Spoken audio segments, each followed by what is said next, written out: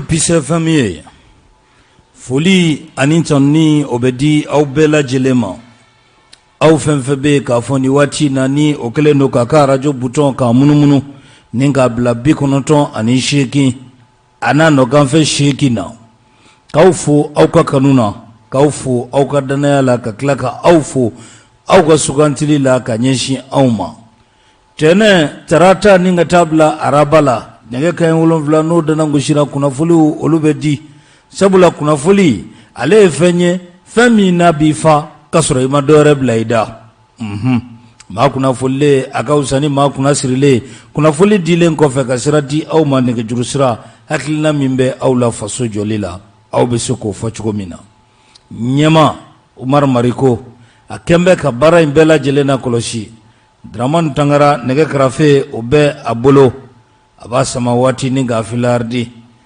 jangina jara Joe Biden amakene soro sogomadaina ale ni Sheikh Sidibe dara biye 8 marsi biye musulagaw ka donye kumunkono ambe foli ni tadni ka lase ambalaka bela jelema ote dara ka befu alubadra nanakase le magistrat intègre et digne CNT kono ame fulini tabninko olase ama baiba banyumange meridi districti kono kafuli ani tabni abelebele ba ninga anyeshi ama Musa Kulubali tandare Musa Baldebrek dra ambe afu ni watina Alhaj Amidu Nangolo Jamtene Alfarouk distribution ambe fuli dama Mohamed Maiga edem kono ka folida maka masire magaji ka fo Tunisie nanye alefo ambe duaw ke aga chokroba alaka farijo ka bana fiebo Dramani ambe fuli amba di bintu jawarama Mohamed Maiga edem kono yani be jawara ambe nunum befo amba shirifu muna haidara ka shirifu musofu ka haidara amin fomba demba nyuma ka folini tanni ko lase ama amba kanumbaga dogole ambe afo ni watina nanya lefo Dramani vemye folie amba di Alassane ma alde Bamako o yorola aka pharmacie konoti choy ka faye kani sogoma koroblo Daudabugu koroblo 700 kono ka folie kadi koitama kani sogoma Dramani ka docteur fo ya fo mopti nanye alefo abe foli ani tanni ka di l'excellent Mohamed Draman Traoré ma ni watina ko ani sogoma dra ka katakatani Musa abe foli ani tanni ko olase afnema kalame ba befo ame befo dra nisonja oye antaye biso madaina ibaye ka fo Radio Kaira dra Radio Kaira afin fembe jamana ingono ani ko kuna foli disira fembe oni abefo abela jelema ko réseau Kaira Dramani samedi temene shu no ye kuna sini shu dra yenwele femiye jonjon trophée dra katakadi dra ko ambe deba minke dimashi sufe dra ko jamana in kono lala radio munumbe nube deba ke dra ko anjoro ka bon ala fo kata fo atuti o wale nyumandon o trophée tara dra kadi tiendo adira ne manga PCFM abela jelende bonya be trophée na adira PCFM ma ambe fulini wale nyumandon takaduma drani maye aye ka foko baramini abeka ke chuko kai drive foko sobe ambe Radio Sahel FM fene fo Amid Baba Sise ABC Media dra olu fene ye jonjon trophée kadi sibiri don dra sibiri a trophée ko boya na koy ministre Mohamed Salia Touré dra ale attestation de reconnaissance ayo di PCFM ma o fene gra samedi ka fo kambe baramina ko awanya kan dra ka sura ala le rante kolokolo da kaya na filla koni kambe baramina ka awanya ko akan kata se radio daka mane masa anaka mabela jile ufana ye jonjondi anga nyemama Umar Mariko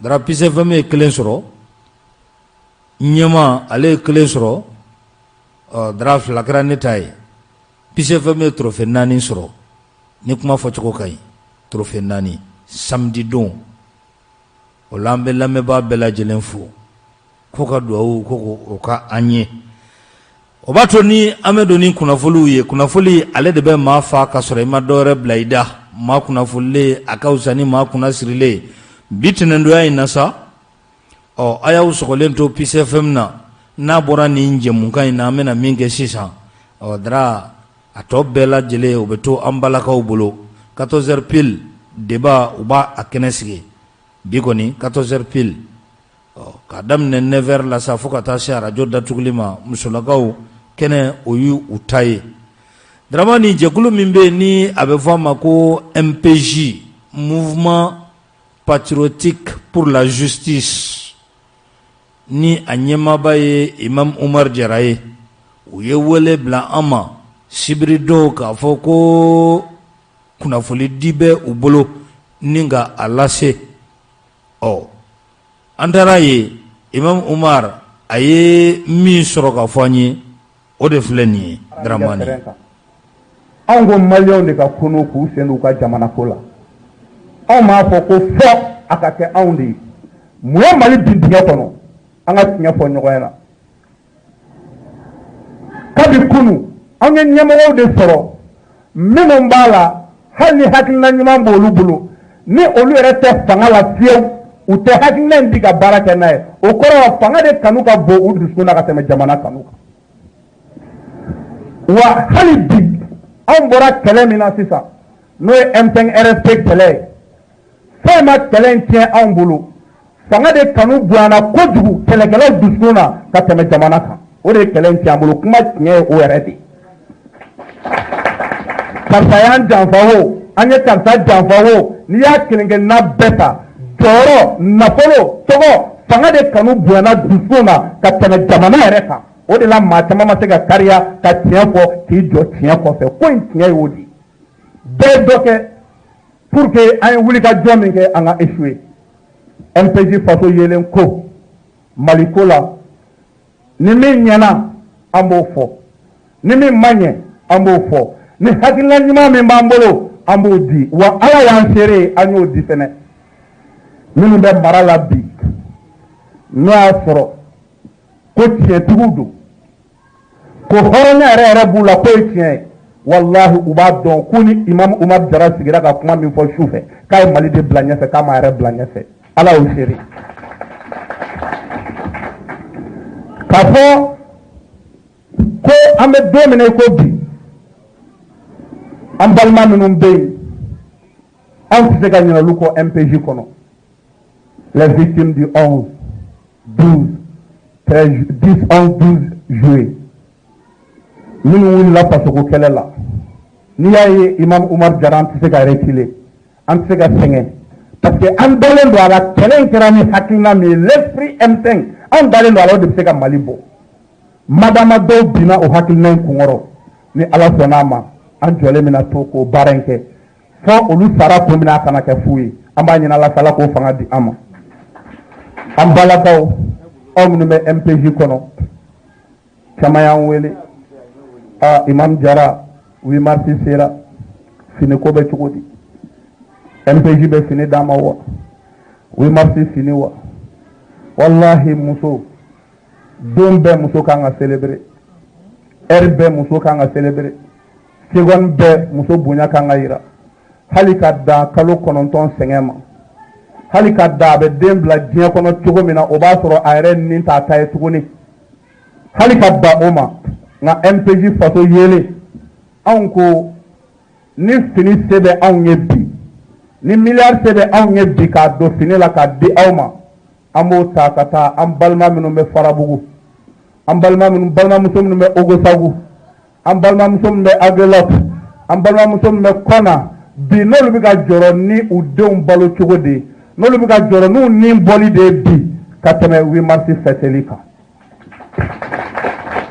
ne bɛ min fɔ an na ne balimamusow an tɛ foyi sɔrɔ k'a fisaya aw ma nka an kana politiki kɛ ko tɔw b'a kɛ cogo min na propagande ka mɔgɔ achat de conscience kɛ depuis nin wagati in na o baaraw de bɛ daminɛ kabini démocratie nana Mali kɔnɔ yan u y'o t-shirt joli ta ka di aw ma u y'o 8 mars fini joli ta ka di aw ma u y'o barama joli ta ka di aw ma u y'o mana joli ta ka di aw ma ka tila k'aw denw ka kalanko daji ka tila k'aw ka armée jɛ kɛlɛkɛminɛn na parce que wari dilan machine t'u bolo u bɛ min fiɲɛ faso kun dɛ u bɛ tila k'o don fini na ka di aw ma tuguni a bɛ sigɛrɛ f'u ye anw tɛ fɛ ka taa o sira kan n'a bɛ fɛ an jɔlen ka to a kana an pousser sabula ni an ko k'an bɛ fɛn kɛ tɔw bɛ min kɛ tɔw bɛ tila ka fisaya ni an ye anw dun bɛ fɛ de ka yɛlɛma de nati o yɛlɛma la an kelen-kelenna a ka fini kɔrɔ minnu b'a bolo soyez fiers a y'a don 8 mars in na muso kan ka célébrer don bɛɛ ni ala y'a se k'an ye anw ye muso ka ɲɛtaga faamu k'a kɛ jumɛn ye tuma min na gorobinɛ ŋaaraw bɛ ka yala V8 kɔnɔ Bamakɔ yan ko égalité entre l'homme et la femme aw balimamusow bɛ ka fatu jiginni sababu la wotoro kɔnɔ Bananba bugudaw ni ɲɔgɔn cɛ an kɔrɔ Bananba bugudaw ni ɲɔgɔn cɛ V8 kelen a bɛ se ka muso jiginso joli jɔ a bɛna dɔw la ko musow ka ɲɛtaga ko tɛ dɛ olu ka don dunta sɔrɔ cogo de ko don o de la ko la lutte contre le radicalisme religieux n y'a ye o don ko ministère des affaires religieuses k'a ye alimamuw fara ɲɔgɔn kan ko ka taa formation kɛ olu kun Bamakɔ yan ko lutte contre le radicalisme religieux radicalisme religieux jumɛn bɛ Bamakɔ yan fɛn ma jamana in bi wari min kan ka na ka don k'a kɛ baara min ye k'a ko ye a ti ko ye dɛ a bɛ ta ka taa di dɔw de ma olu b'a du u nana masumalen wari min donn'o la n'u y'o ta ka taa bi fura tɛ Farabugu mun b'u bali ka taa fura di u ma ye radicalisme religieux olu de b'a degun kɔnɔ bi jamana in tɛ se ka jɔ nkalon kan o e bɛ taa alimami jumɛn fara ɲɔgɔn kan Bamakɔ yan k'i bɛ t'o former dansago wale la anw de b'o fɔ mɔgɔw ye mɔgɔ tɛ Mali kɔnɔ a min tɛ k'a fɔ alimami ye ko diinɛ ye min ye k'i bɛna ɲɛfɔ alimamuw ye Mali kɔnɔ o tɛ yen u bɛ nin propagande baara ninnu de dabila a formation in nafa a impact jumɛn kɛra a la formation in kɛ don ni bi cɛ aw yɛrɛ ni Ala cɛ fo n'a bɔra dɔrɔn jamana nafolo taara ka taa dɔnnibaga dɔw fara ɲɔgɔn kan ka Belgium tilaw ni ɲɔgɔn cɛ k'a bɔ télé la ko Mali yɛrɛ bɛ radicalisme kɛlɛ la ka sɔrɔ nkalon don a degun bɛ minnu kan olu filɛ nin ye kɔrɔn fɛ olu filɛ nin ye Masina olu filɛ nin ye Ogosagu olu de bɛ ka da kan tigɛ olu filɛ Mopti olu de bɛ ka faga il est temps nin propagande ninnu de ka dabila ni min bɛ fɔ a ka kɛ tiɲɛ yɛrɛ yɛrɛ la wa mɔgɔ minnu n'a ka kan a ka ta ka ɲɛsin olu de ma en tant que an ma taa o sira kan wallahi jamana tɛ lafiya ala an b'a ye kɛ ko Covid mesure Covid min taara ka courant 150 unités ci anw ma Bamakɔ yan courant tɛ minnu bolo burusi kɔnɔ a ye mun d'olu ma. kunnafoli ale de bɛ mɔgɔ fa ka sɔrɔ i ma fɛn wɛrɛ bila i da. hali o ye tiɲɛ ye kunnafoli ale de bɛ maa fa ka sɔrɔ i ma dɔ wɛrɛ bila i da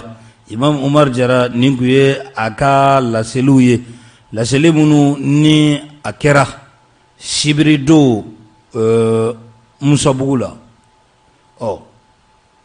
Dramani Imam Mahmoud Diko le très éclairé le sage kunu jɛkulu belebele min bɛ ni a bɛ fɔ a ma ko jigiya kura ni a ɲɛmaaya a bɛ Useni Amion Gino Pulo ni a b'ale bolo bi kunu u ye wele bila u ka tɔndenw ma walasa ka laseli kɛ i b'a ye k'a fɔ Imam Mahmoud Diko ale de kun ye a invité surprise a ye kuma ta a kɛnɛ kan tigɛ ma don a na la dɛ tigɛ ma don a na la Dramani a ye nin de fɔ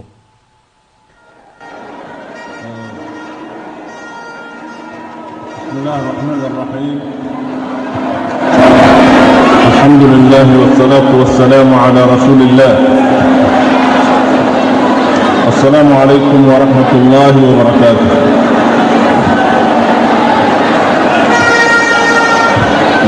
لما جماعة أمي على فوق بركة علي كصلي على محمد صلى الله عليه وسلم كجماعة بفوق نقول لك كنينجا ni hadama din willa boni na sigi ka wili gabi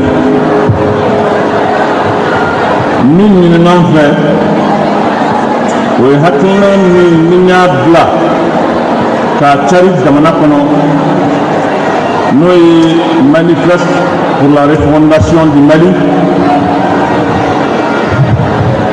ani nan fe hatuna Allah ni adabara kun mengama ko nase jamana ka sɔrɔ ka dugawu kɛ jama ye alisimamɛ jama manifeste min ni n y'a sɛbɛn k'a cari diɲɛ kɔnɔ a ɲɛsinnen bɛ maa minnu ma o ye malidenw de ye fɔlɔ ne ye jamana in lajɛ k'a lajɛ a kunungo k'a lajɛ bi kan hakili jakabɔ min bɛ se ka bila an ɲɛ sini kan hakili jakabɔ fana la ala de bɛ sini dɔn nka ni baara bɛ kɛ kɛcogo dɔ la n'i ye hakilima ye i bɛ se ka ko dɔw faamu ne ye min faamu jamana in na n hakili ye min jira n na ni hadamadenw jɛra ko caman kɛra n ɲɛna jamana in na ne ye min faamu bana kelen o de bɛ jamana in kɔnɔ fura ka kan ka ɲini bana min na fura tɛ président a ka kuma la a y'i sinsin ko in kan kosɛbɛ bana wɛrɛ tɛ an bolo yan siyako kelen in tɛ diinako kelen tɛ fɛn wɛrɛ tɛ kuma o kuma n'an wulila ne bɛ n da tu kuma kelen na kabini fangakɔrɔ ma bi n b'a fɔ n da la n ko fɛn min bɛ jamana in kɔnɔ c'est une question de gouvernance jamana bɛ ka mara ni hakilina min ye a bɛ ka mara ni fɛɛrɛ min ye a bɛ ka mara ni dabali min ye o dabali ninnu t'a to ko jamanadenw bɛ fara ɲɔgɔn kan jamana in dun fura min b'a la o ye maaw ka fara ɲɔgɔn kan ye c'est le seul remède c'est pas sorcier soit an bɛ fara ɲɔgɔn kan an bɛ kɛ kelen ye défi o défi bɛ yen an bɛ se ka ɲɛsin a ma soit an tɛ fara ɲɔgɔn kan on devient fragile et ala k'an kisi k'an tanga ni fɛn o fɛn nana a bɛɛ bɛ se k'i sago k'an na aw ye farala ɲɔgɔn kan o fara ɲɔgɔn kan in o de bɛ ka ɲini jamanaden bɛɛ lajɛlen fɛ diinatigi o laadalatigi o politiki mɔgɔ o maa o maa bɛ jamana in kɔnɔ an k'a dɔn fura min b'a la pour que jamana in a kana sɔnbere a kana bin a ka bɔ an bolo o de ye jamanadenw u ka sɔn ka yafa ɲɔgɔn ma ka gɛrɛ ɲɔgɔn na ka ɲɔgɔn mago to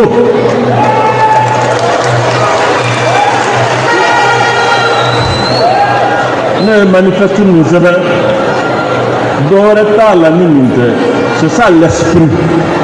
On se met ensemble, on peut relever tous les défis. On ne se met pas ensemble, on devient fragile et tout peut nous arriver. Alors quand je suis content, maaw ka fara ɲɔgɔn kan a tɛ se ka kɛ ni mɔgɔw ma munu ɲɔgɔn kɔrɔ n'u ma sabali ɲɔgɔn kɔrɔ n'u ma sɔn ɲɔgɔn ye fɛnw bɛ yen jamana tɛ se ka jɔ o kan adamaden fɛn min bɛ maaw fara k'u dusukun janya ɲɔgɔn na min bɛ kɛlɛ wuli mɔgɔ t'o kɛ ka kɛlɛ dafa kuma jugu nenini burujali kumakan jugu nin bɛ kɛlɛ de wuli a tɛ se ka kɛlɛ dafa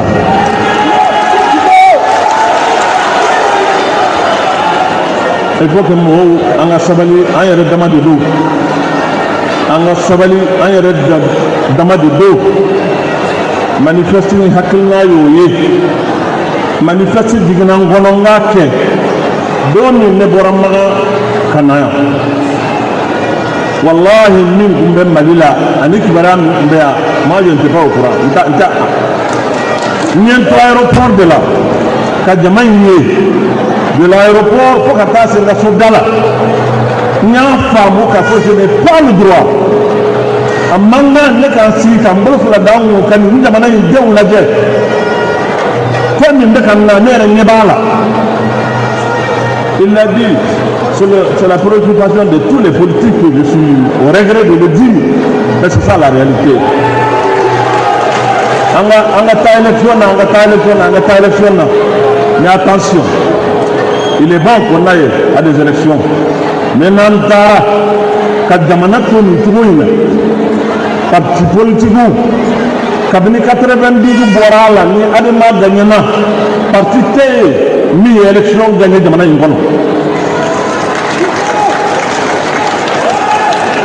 Pour que vous débuté que l'enjeu, ou à du lien de Kafaranyonga, pour que Beka qu'il y ait l'enjeu.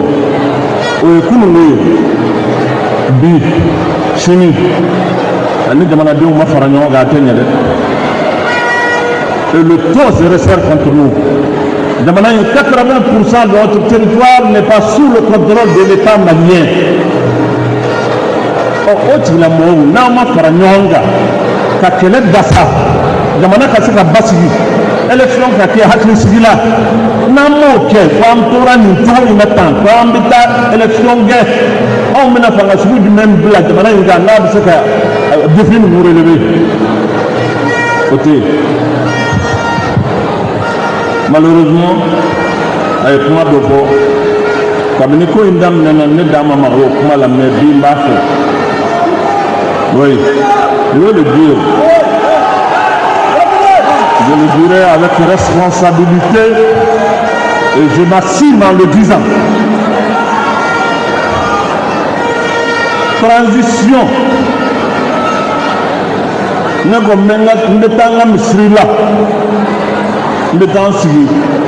parce que je m'en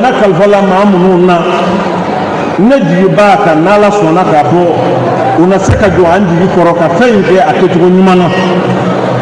mais je suis au regret quand même de constater quelque chose que je veux dire aujourd'hui et le dénoncer.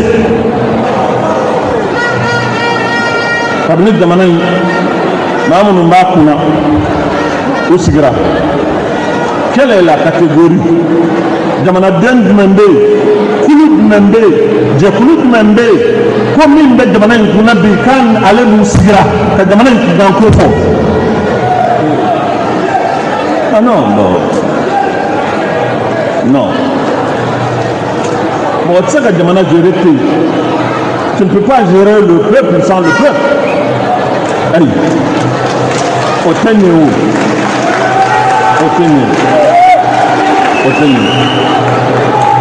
Nous font croquer. Nous font croquer. Nous font quelqu'un fontaine n'a que ou fontaine n'a que masanu n'a fait mawari n'a fait pas banona ou de la duco là parce que duco va faire wouli non. Je l'ai dit. Mais je lui ai demandé d'écouter le peuple malien. À qui plomado dans mon adon ka kumakama nous ka wele makama non il faut aller au Congo. Vous croyez que moi je vais hésiter de le dire aujourd'hui? Non. Il faut qu'il gère le pays avec beaucoup de considération pour le peuple, pas par le mépris.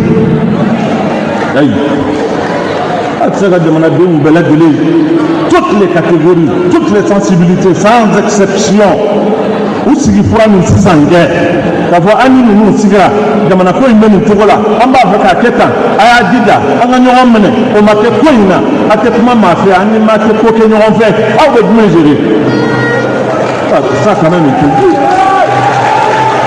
Mais c'est des choses quand même il faut avoir le courage de le dire. Aujourd'hui, à Kaka, vous nous mettez de Manakuna, qu'ils mettent un peu d'eau. Au Kadida, quand il répondait beaucoup là, la considération beaucoup là, on nous demande donc à ce qu'il quelle que soit leur divergence, à Manaka, faux pays. Nous sommes condamnés aujourd'hui à se parler et à s'entendre. c'est la voie pour le salut ou on va périr. Il n'y a pas de pointe qui aurait été pris, qui aurait été. Avec mon nom fait bi, quand nous avons femme, quand nous avons terminé, quand nous avons une bonne loi, ou alors on peut prendre une pour payer la monnaie de clan.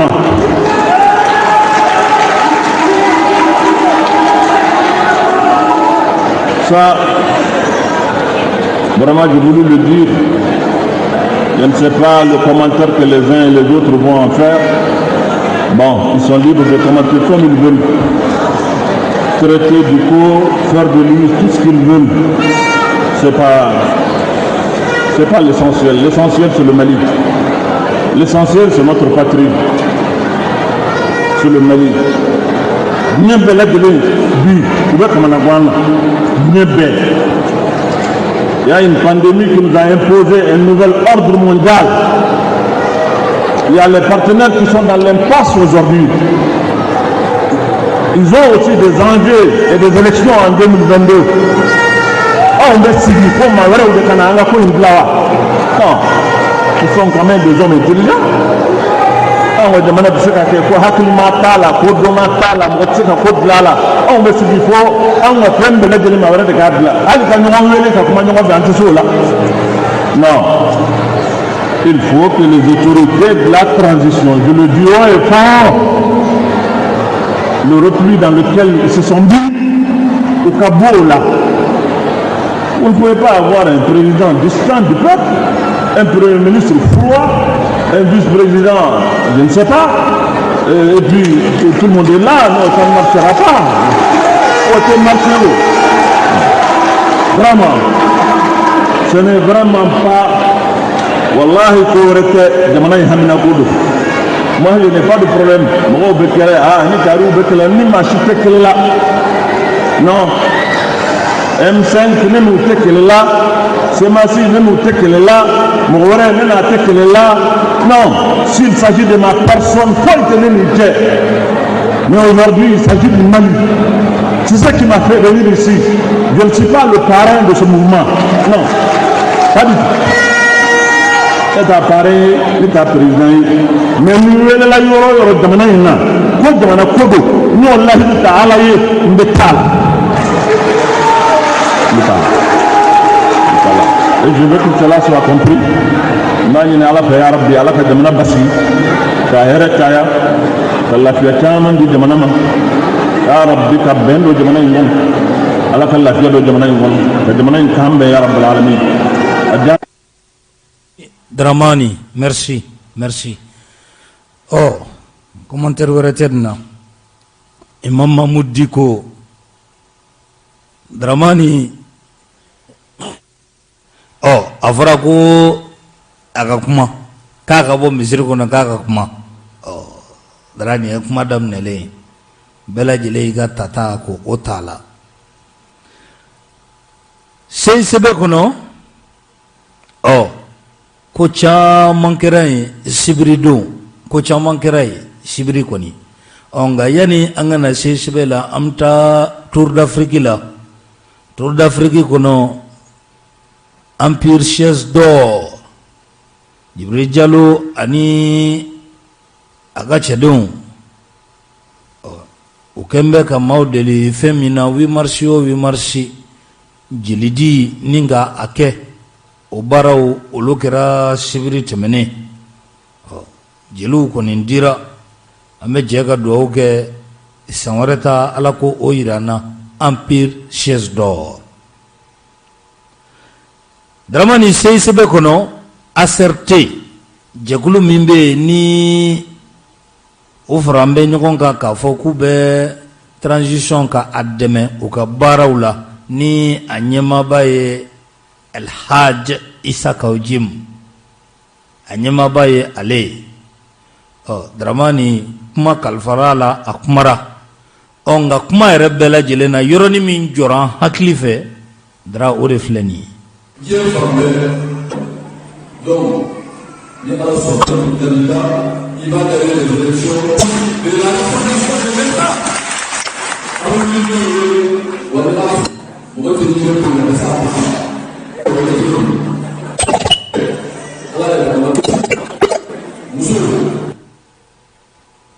Dramani on gorbala nga koko election nato ko Assimi Goïta odiye candidat mini olubena ademe ka ke président ni en 2022 Assimi Goïta vice-président o kubena ale de suganti walasa abisa ke président ni Isaka Ojim ani akaton acerté o kumakando nuntogo ale diabilike ka ɲɛsin nin kuma in ma hali n'o y'a sɔrɔ a ma kɛ fankelen fɛ a ye min fɔ an ka lamɛn les patriotes ninnu togo e tila ka ye bubu ka kɛ président ya et donc i bɛ mɔgɔ ye dɔrɔn parce que n ka tɛ ko a cɛ ka ɲi ko fini b'a laisser ces gens là faire ce qu'ils veulent sinon k'a miiri k'a fɔ an tɛ ne tɛ fɛ an tɛgɛ don a ko la parce que bɛɛ b'a dɔn k'a fɔ ka normal hali n'a ka Assimi ka bɛ don ka tɛ dɔn ko aujourd'hui ka da bɛ problème sɔrɔ e ma deli président ye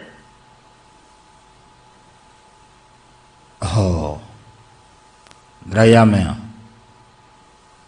ya fam ega seka kanta seka kan et donc i bɛ mɔgɔ ye dɔrɔn parce que n ka tɛ ko a cɛ ka ɲi ko fini b'a laisser ces gens là faire ce qu'ils veulent sinon k'a miiri k'a fɔ an tɛ ne tɛ fɛ an tɛgɛ don a ko la parce que bɛɛ b'a dɔn k'a fɔ ka normal hali n'a ka Assimi ka bɛ don ka tɛ dɔn ko aujourd'hui ka da bɛ problème sɔrɔ e ma deli président ye Mama ban ante nega jurudi mauma 20 20 18 65 20 20 18 65 nega juru abe auka blala radio et puis FM ye allo soma bedi Diallo Traoré mba na fulu bien na fulu be mama ka bien sirbe fo mo menga petit na bi Pedini ay bashi fo itala be ci dawla ok ala kana bashi kana la amina rabbi ala kan bela kana ami yal ala bani mi mbata no ne o Isaka Ojimi akoko Assimi ne candidat chartier mu ne fo la ni kadne malion parce que ni a un décès ni robe la fu ba fo ku be chartier yelema Assimi nga président parce que ay wulu dona CNT kono ka be nyala bo nyafe Allô Allô Dautara Dratara Akakumo kunkanisa Atara OK 20 20 18 65 20 20 18 65 Allô Allô Allô Oui Daoui bien Moko tranamine nous y'a avisé o de kun ne k'a fɔ ko an kana sɔn ka taa sariya ɲagaminen kan mais caman na mɔgɔ caman m'a faamu kuma caman fɔ n'a dugu baribaru ta ka t'u bila CNT kɔnɔ mais bi u bɛna charte changer ko Assimi ka taa kɛ président ye charte sera ka changer élection bɛna kɛ élection tɛna kɛ dɛ Assimi de bɛna nommé ka kɛ Mali président ye que cela soit clair an m'a fɔ ko Assimi tɛ kɛ président ye Assimi c'est un Malien comme tous les Maliens s'il veut être président du Mali Assimi na ka démissionner comme Moussa Chingo a fait a ka na Senga a ka na a ka taa o ka di anw ye u k'a fɔ k'a selen kelen ka taa ɲɛnamɔgɔw placer fan fɛ on a vu ici les gouverneurs ont été changés n'a fɔra ko e kana mɔgɔw placer fan fɛ k'e bɛ sɔrɔ ka na k'i bɛna taa charte changer u kana na taa jamana bila yɔrɔ la an mago tɛ yɔrɔ min na bon ne ma min faamu aujourd'hui on a un président qui est distant du peuple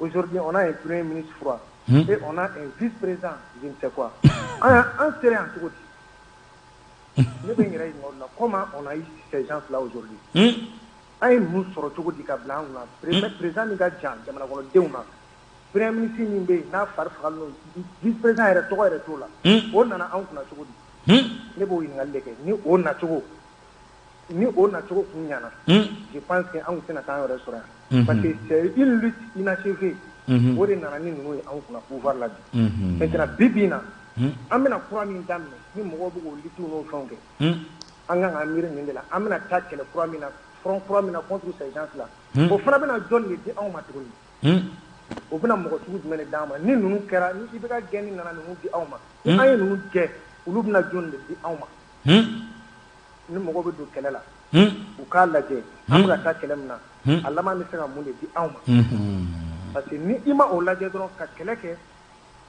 ka mɔgɔ sugu dɔ kana fanga ta a bɛ fɔ nin de la parce que bi bɛ ka ko par exemple an ka cɛkɔrɔba n'o ye Imam Mamudu ye a ko bon ko bi ko fanga kalifara nin na fanga ma kalifa ninnu na ninnu de nana ka na fanga jagoya ta k'u sigi n'a ye anw y'a to olu bolo sinon a ma kalifa o la fanga ma kalifa o la u nana ta u yɛrɛ ye de. An b'i fo Traoré 20 20 18 65 20 20 18 65 Radio Épice FM. Allô. Allô. An sɔgɔma. Somɔgɔw bɛ di. I tɔgɔ ni jamu. Adama Traoré Badalabugu sugu la. Kuma b'i bolo. Ni ko mi kisi ka barakɛla dɔ n bɛ bugula fo. Ne ko sɔnni an ka taa nin bɛɛ la o. An tɛ fɛɛrɛ kɛ joona an ka jamana sariya suma falen. Ka élection ko belebele tigɛ k'a ban a kɔnɔ. Mɔgɔ min bɛ se ka don. A candidat kɛ. Mɔgɔ min bɛ se ka don ka candidat kɛ an k'o bɛɛ belebele tigɛ k'a ban wa. A sera mun yɛrɛ u ye jɛkulu kura min sigi maa dɔn ko sarti. Sarti tɛ ko janba ye o. A fanga tɛ jamana sariya suma ta bɔ. N'a ye sariya suma ye falen sisan. Ka élection kɛcogo bɛɛ k'a kɔnɔ k'a ban ka jamana yɛrɛ wɔjɛ bɛɛ k'a kɔnɔ k'a ban ka ban ne ye wa. A filɛ dɛ. Ne bɛ n'an ko an bɛna ninnu kɔnɔ n'an k'an b'a to ninnu ka taa yen ma. Surtout nin munumunu de la an bɛ taa san 2 dafalen kɛ i n'a fɔ Kiribakɔrɔ ɲɛmɔgɔ y'a fɔ cogo min an bɛ ninnu gɛn ka ban dɔrɔn o tɛ taa. An kana to ma dɛ an ka jamana sariya suma ye falen dɔrɔn. Min ka ɲi an k'o dɔn min ma ɲi an k'a bɔ mɔgɔ sugu minnu bɛ k'a ye mun sera ka ɲɛma an k'o bɛɛ tigɛ k'a ban banna. Ne hakili min yɛrɛ y'o kɔnɔ n'a bɛ yɛrɛ y'o kɔnɔ fana ban. Ok. An b'i fo. Merci. 20 20 18 65 20 20 18 65. Allô? Jack Bauer. Ça c'est le résistant. Jack Bauer. Le résistant. Ma folie. Adjaranye. Asta sempre Korobugula. Aklobila. Ma folie ba radio barakala be. Tabarkala. Mas. Yaro la trudala. Wotoga jitumu balaw ni nɔngɔn forokɔrɔ mɔgɔkɔrɔw tɔgɔ fɔ. Awɔ. Cɛ dɔ bɛ Mali la ko Fili Dabo Sisoko. A fana tɔgɔ kan ka fara o kan. A ye daga 7 ko dɔ fɔ. Ko n'a y'o daga 7 in sigi ko Mali bɛ sɔn ka hɛrɛ sɔrɔ. Ne ɲɛ bɛ dɔ la k'o daga 7nan in de sigi dɛ.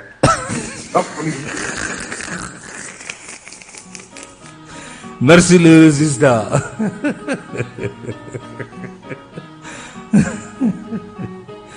20 20 18 65 20 20 18 65 » Féminier, le très respectueux, le sage, le guide, le visionnaire, le très avisé Imam Bouboula.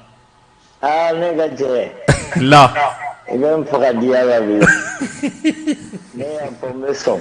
Oh. Personne. Aflade.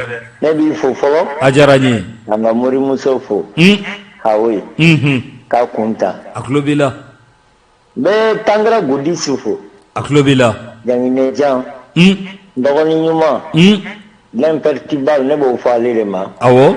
L'esclave de Dieu Omar Mariko. Aledo. Ka furumuso nyuma fo. Baramuso nyuma panta mari. Panta konate. Les recours. Kandaka wuli trivier fo. Mohamed Sylvain Talco. Catalan. Le grand résistant. Uma. Ale ka kuma manjao. Sigatala. Ale bi koko dali. Abada. Segu maiga ka foli be ande mandi no e dawi ka foli be.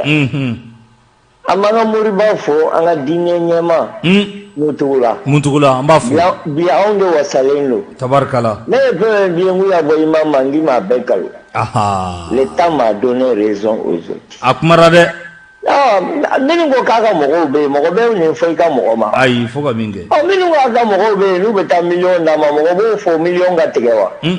Wallahi. Makuni. Ni tora makuni tiye bi se kalon. Tiye bi se kalon. Bi baya dokumendu. Aflere. Ne filinje ngata ka jamana to mashibu. Iyafo. Harna fana banina. Abo chugo de la. Aflede. Oh, bi mau beklaga dikore minteni. Abana. Ala ka tiye dem. Ya Rabbi. Ne terga menin fiye. Ni mi to ya barka bonya la beke na bele de to.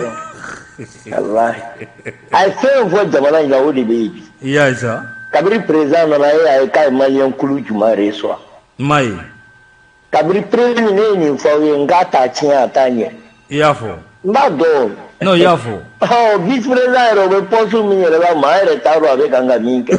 maaw de fana bɛ yen olu bɛ taa palais fa fini saba k'a k'i présenter.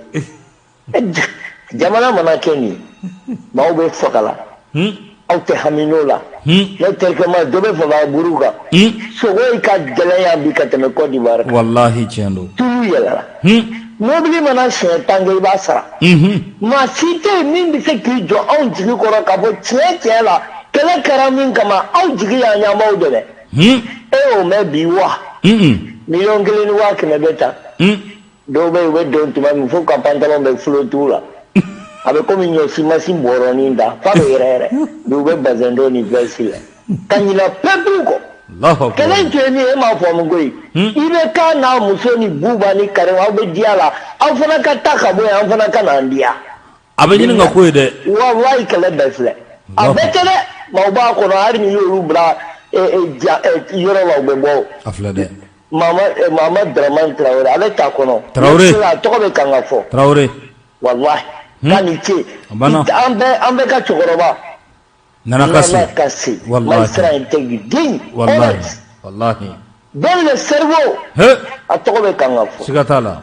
n'i y'a fɔ la sa tɔ kɔni i b'a fɔ ala ka hinɛ u la dɔrɔn. an k'an cɛsiri dɛ. mas.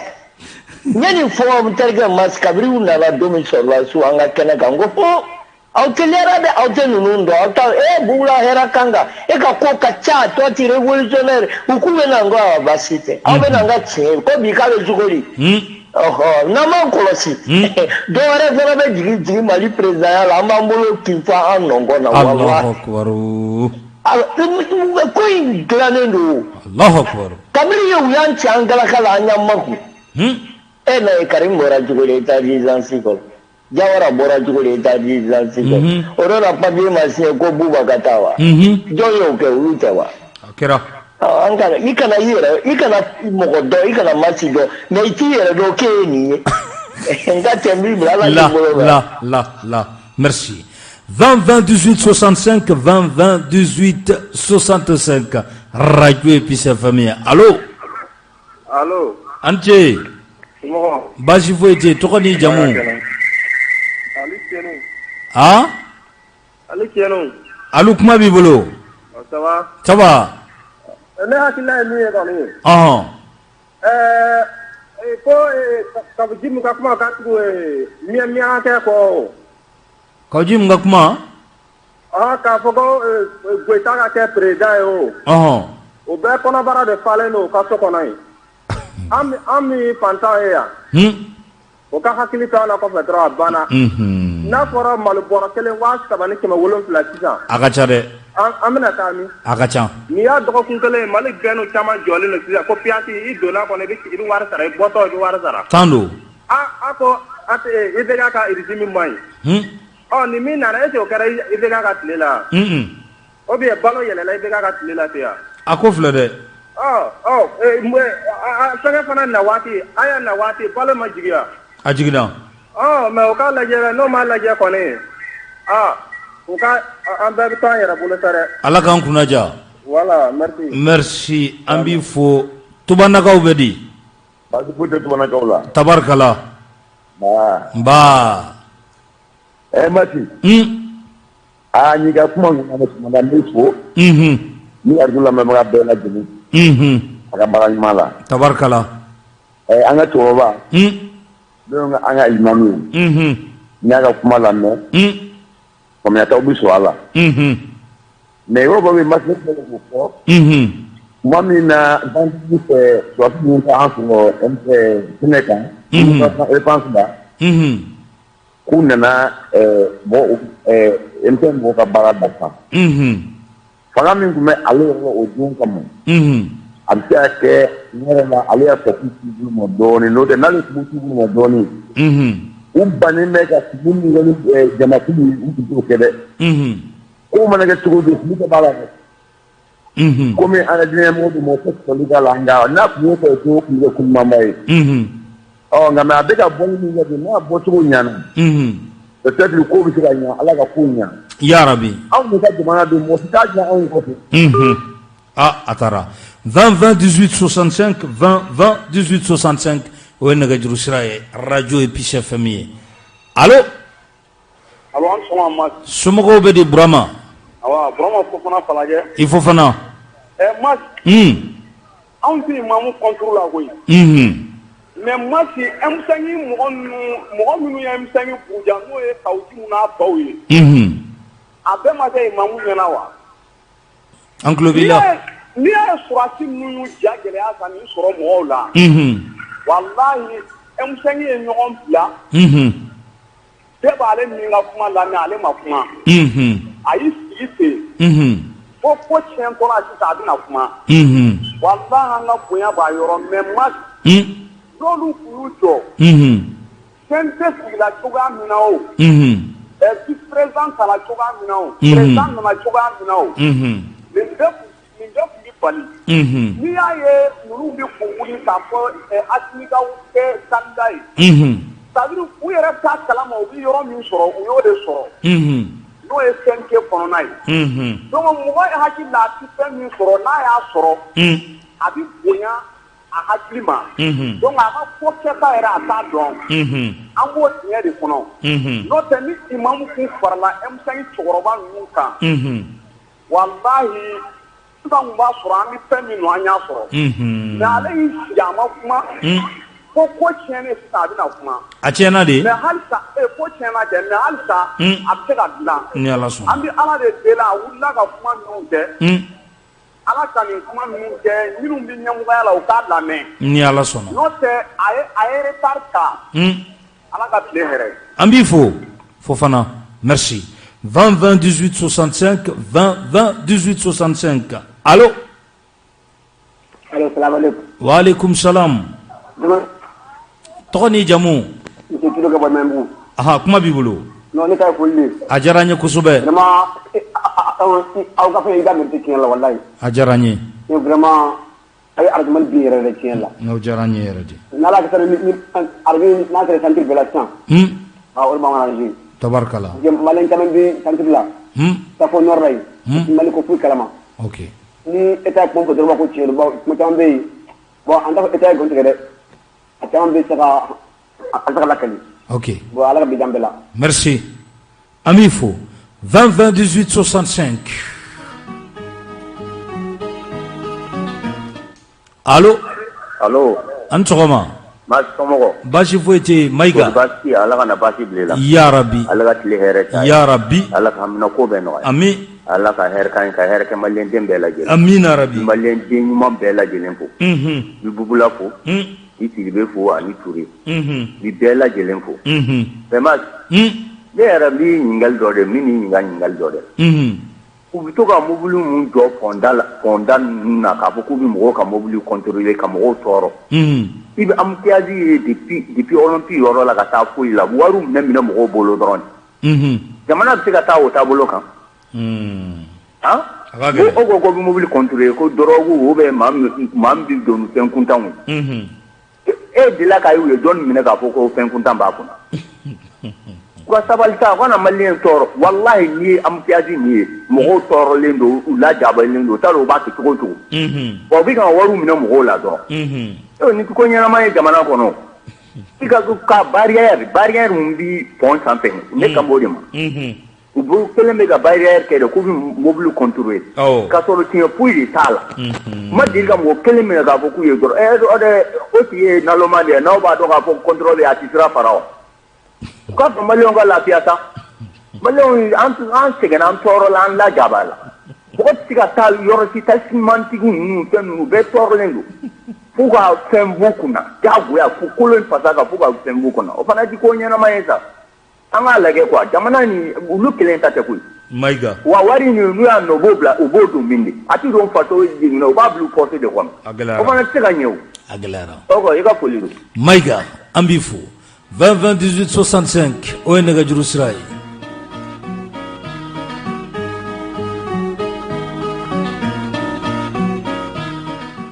Allo. Allo. Ante. Aba. Tokoni jamu. Cekoro boli nyama koro dugukoro. Aha, kuma b'i bolo. M'aw fo. K'aw su bala fo. Ala ka tile yɛrɛ d'an ma. Ya Rabbi. N delila ka don n ye o fɔ de n ko imam an ka diinɛ ɲɛmɔgɔ de don. Wallahi an ye kɛlɛ in kɛ don min na k'a ban. Ni kamujiw nana k'i jɔ ko ɛn sara ko ka segin ka sa. Ne bɔra n ko k'a fɔ n ko imam kan ka kuma kamuji mɔgɔw k'a dɔn k'a fɔ ko fɛn min tɛmɛna ni kamujiw cɛ. Ni kami y'a don kuma cɛ. Wallahi Kur'ani nɛgɛfin ka fisa ye. An ka diinɛ ɲɛmɔgɔ ye imam ye hali nin yɔrɔ la n'i y'a fɔ k'a fɔ ko sariya ka sigi ko k'a fɔ ko ka ɲɛmɔgɔ ta la Mali ko la ne cɛkɔrɔ boli ne b'a fɔ k'a fɔ n ko imam jiko de don. A donna misiri kɔnɔ joona. Cɛ Burama bɔra k'a fɔ min bɛ Falajɛ. Wallahi hali bi nin yɔrɔ la a ka di ne ye Basili ni Cheikh Umaru ninnu u bɛ tuma minnu na tan imam k'u wele. A ka yafaya ɲini fɛ adamaden tɛ bonya fili ma koyi. Bubula tulo bɛ na ne delila k'a fɔ. U ko k'a tɛ bɔ ka kuma wallahi kuma waati de bɛ mɔgɔ la quoi. Fɛn dɔ bɛ yen n'a tɛmɛna dɔrɔn a bɛ kɛ o de nana n'a ye ka wuli nana ka don ka mɔgɔw fara fara k'a ka fɛn ɲini hali bi o don na Bafula bɛ ne de b'a f'i ɲɛna mobili 60 de kɔ de dalen bɛ ɲɔgɔn kan ko ka soutien à transition. Wari min bɛ ka cɛw la bi Maxi n'i b'a kalama. An bɛ ko de kɔnɔ an tɛ ko min cogoya dɔn. A gɛlɛyara. Nka an b'a ɲini hali bi imam fɛ a ka wuli k'i jɔ. A ka ninnu wele ne b'a ɲini a ka kɛ Alahu Taala jati kama. Seydina Bubakar Sidiki bɛ sigi don min na sigira nɔ la. A ko ni n jɛngɛna a kan ka tile.